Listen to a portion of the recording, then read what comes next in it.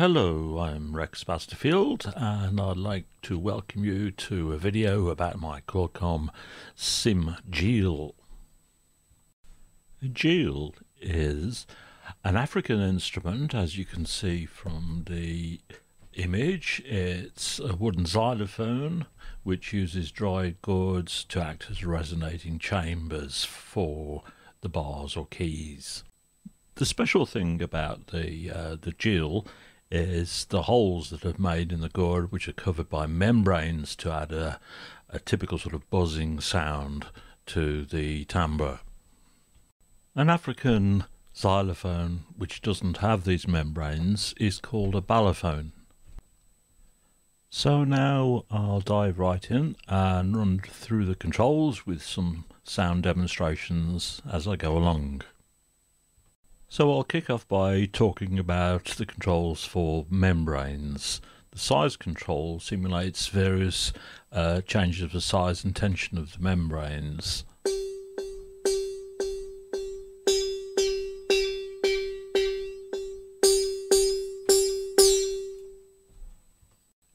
Due to a lack of precision engineering of these membranes and the gourds, which after all are a natural product, the sound between individual notes from the membranes can be quite different. So here we can set up a variation. So I'll just turn this to maximum first of all.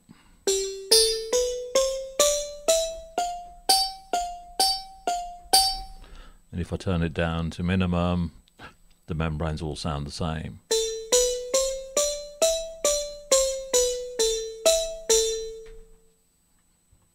Obviously we can set the level with this knob. If we had the microphone close to the membranes, the volume of the membrane would be louder.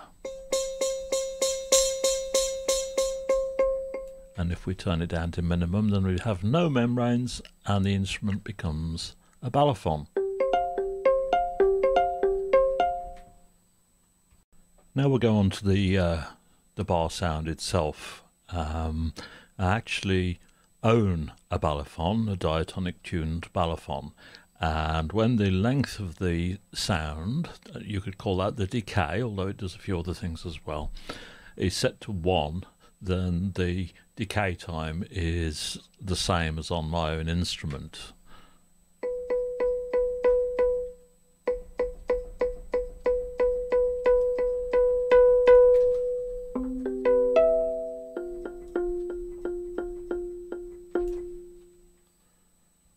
Now, as you would probably expect, the lower notes have a longer decay than the higher notes. So I'll go from the lowest C and 3 octaves up and you'll hear the difference.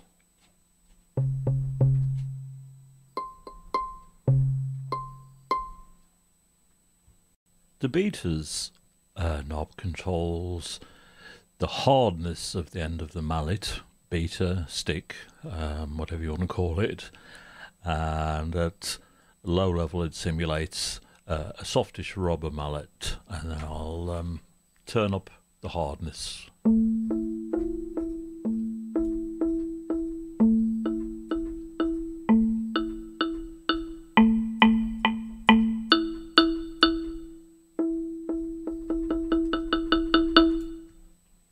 I found with my own instrument that if I used a hard beater, not only does the sound get sharper, but the envelope decay gets faster, and I think that's because a hard beater produces more high frequency and that dissipates faster, but that is simulated too. Although the sound bars are suspended on ropes with the gourds attached to them, a certain amount of noise from the frame itself will break through when you hit a key, and so this is simulated with the frame controls. So if I alter the level of the sound,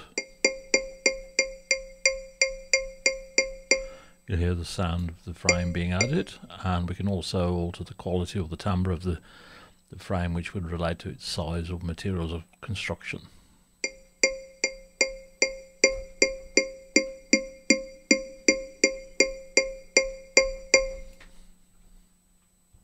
Now the instrument produces a stereo field with the low notes on the left and the high notes on the right, and the width control sets the width. So if I turn that down to 0, its mono, it all comes from the centre. And if I turn it up, it becomes progressively more wider until we have a full stereo image.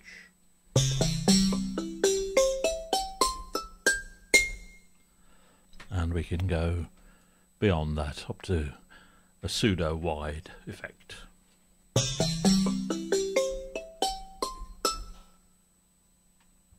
So the last thing to talk about is the pitch section here, and the octave, semi and fine adjust the tuning of the whole instrument. But being made out of wood, these instruments are subject to changes in temperature and humidity which affect the tuning of individual keys. So you rarely get one that's perfectly in tune across the whole span, certainly not as good as the day it was made.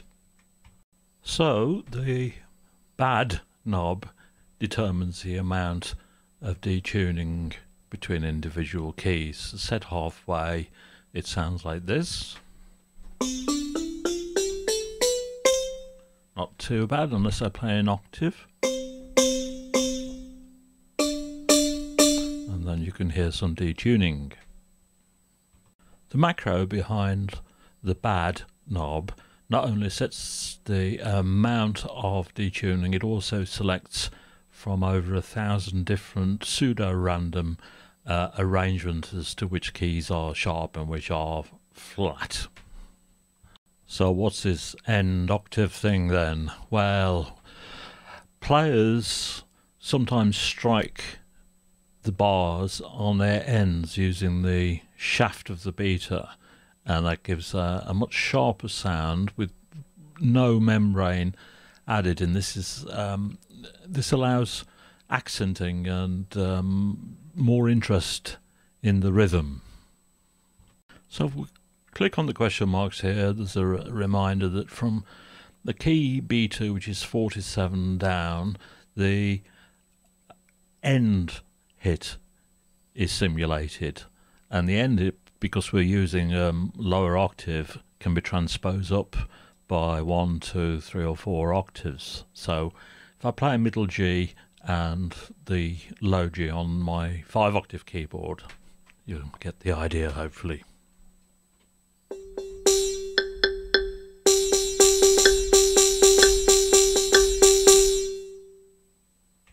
The last thing I want to talk about is the effects. There's a reverb effect, and this is new for me. I decided to have a go at a room simulator, so I'll turn the reverb off and I'll turn the room simulator on and off.